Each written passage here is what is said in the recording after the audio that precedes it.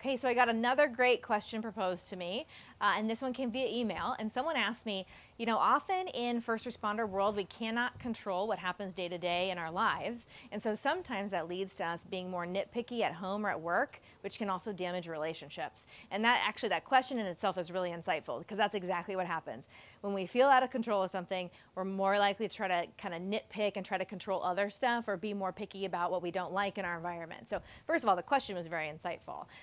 Then the follow-up question that somebody asked me is, what do we do, or how do we curb the attempt to control everything? And the first thing I'll say is it's actually kind of normal to want to control everything. That's a normal human behavior. People want to have control over their lives, and part of the squeeze, part of the stress is trying to figure out, hey, there are things that are completely out of our control. What do we do with that? So first of all, accepting that when you feel those moments of really, really wanting to be in control, that's normal. That's a sign that you're probably under stress. And then what I also tell people is put that stress, that need to control everything, into something more tangible. So try to put it into an object or a project instead of a person. That's my first tip on that. And then the second part of this question that someone asked me is, what should I do when there are things that I can't control?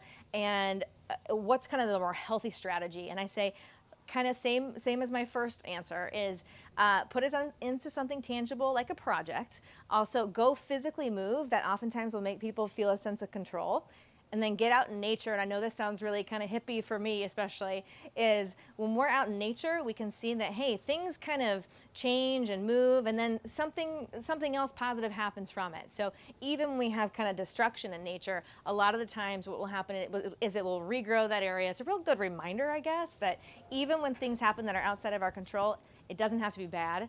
And then also spirituality is a good thing for people. This is really where it kicks in. And so relying on your spiritual beliefs can be really awesome.